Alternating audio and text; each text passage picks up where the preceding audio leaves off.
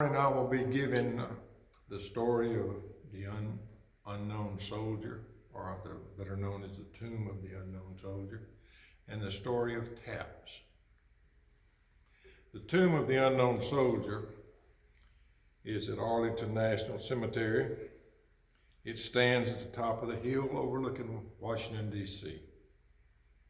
Congress approved the burial of an unidentified World War II soldier in the plaza of then new Memorial Amphitheater in 1921. The white marble sarcophagus has 3 Greek figures on each side, representing peace, victory, and valor. There are also 6 wreaths sculptured on each side, which represents the 6 campaigns of World War I. And on the back,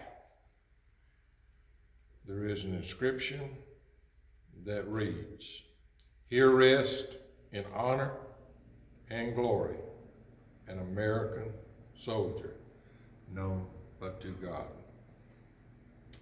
Memorial Day marks a day in 1921 when 4 unknown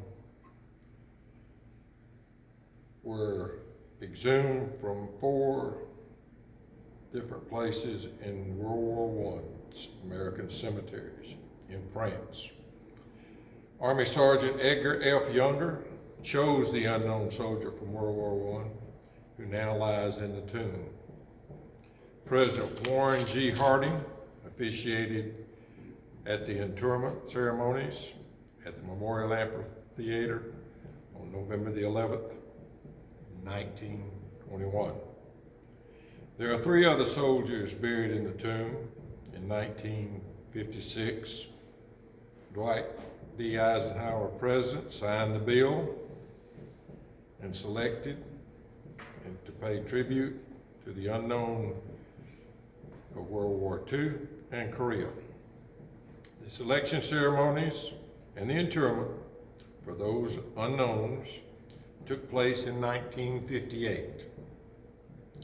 The unknown of Vietnam was only unknown for a short time. After being placed into the tomb in 1984, the unknown was exhumed in 1988, and thanks to mitochondrial DNA testing, the Department of Defense scientists discovered they were able to identify the remains as First Lieutenant Michael Joseph Blassie, Air Force. It was decided that that crypt contained the remains of the Vietnam unknown would remain vacant.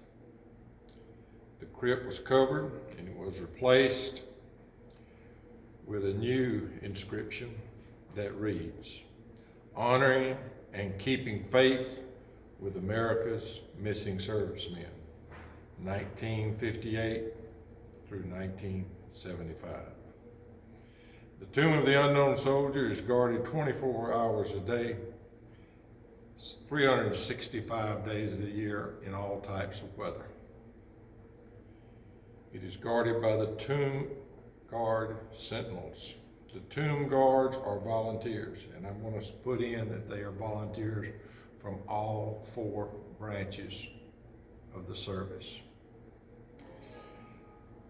Part of the 3rd Army Infantry Regiment, known as the Old Guard. It is the oldest active duty infantry unit of the Army and has served the United States since 1784.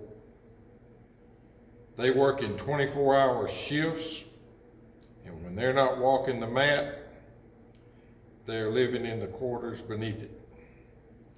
During that time, they complete training and preparation of their uniforms, which can take up to 8 hours of that day. The story of Taps that I read a few days ago was very moving to me.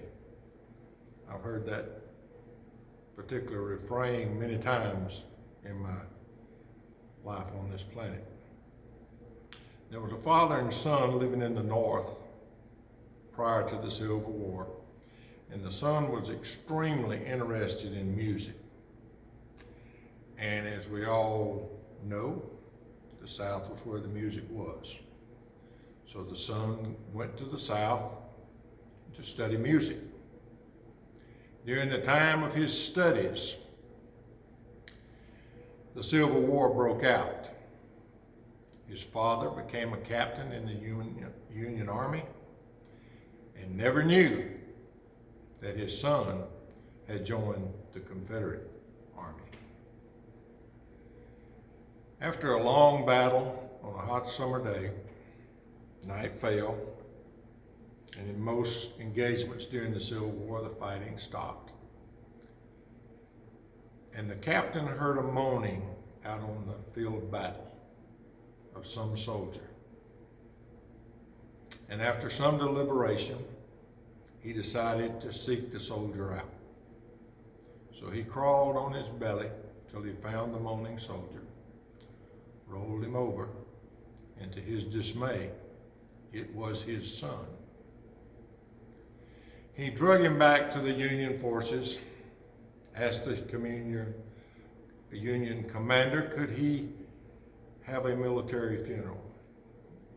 The commanding general said absolutely not. He was the enemy. He asked for the band.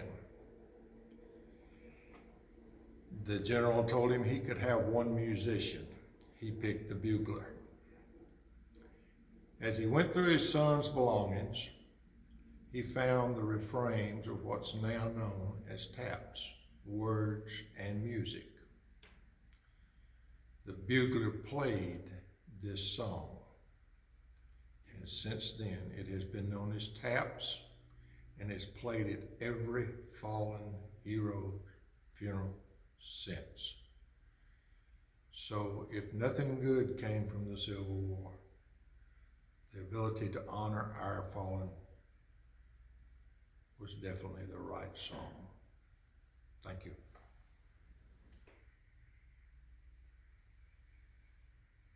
you.